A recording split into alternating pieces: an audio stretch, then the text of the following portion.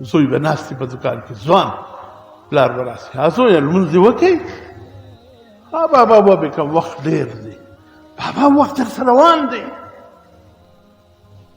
دومره غافله دي چې پروا یې نشته چې د لمانځه ټیم دی پلار راسه د لمانځه وایي زه دومره بې پروا یم چې هېڅ توجه لمانځه ته مې نشته خو ځوان یم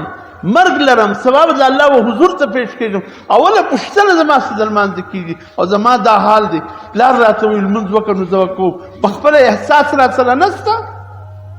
په ما خو لمونځ فرض دی ولې دومره بې حسه یم ولې په دومره په غفلت کې یم بل به راته وایي چې د لمانځه ټیم دی ته ورسره لمونځ وکړه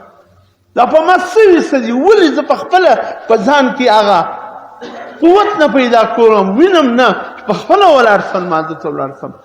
بابا به راته وایي مشر ورور به راته وایي اکا به راته وایي ماما به دی به راته وایي د لمانځه وخت یې ورسره لمانځله زه ځوان یم ما سره د لمانځه احساس نشته دومره زه غافل یم د لمانځه الله پاک وایي داسې خلک لمونځ کوي په خپل احساس نشته د بل په وینا کوي دا هم الله پاک وایي د لمانځه څخه غافل دي داسې خلکو ته هم د هلاکت خطره ده غفلت سره ووځه الله وایي ځان لږ ټیټ وساته دا د خدای دی معمولي عبادت نه دی چې معمولي دي ګرځولې دي دا یو ډېر د اهمیت حامل عبادت که لمونځ دې صحیح و د قبر ژوند دې صحیح دی د حشر میدان دې صحیح دی پل صراط دې صحیح دی عملنامه دې په ښه لاس کې ده الله به دې استقبال ستا وکړي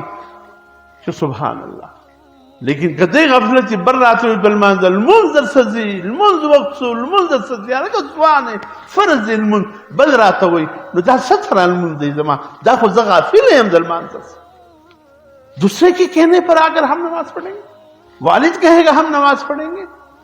بڑے کوئی کہے گا اتنی غفلت میں ہے کہ میں خود جوان ہوں مجھے احساس نہیں ہے نماز پڑھنے کی اذانیں ہو گئے ہیں اذان کی آواز سن لی اتنی بے حسی ہے اگر کوئی نہیں ہے ارے بند کر دو دکان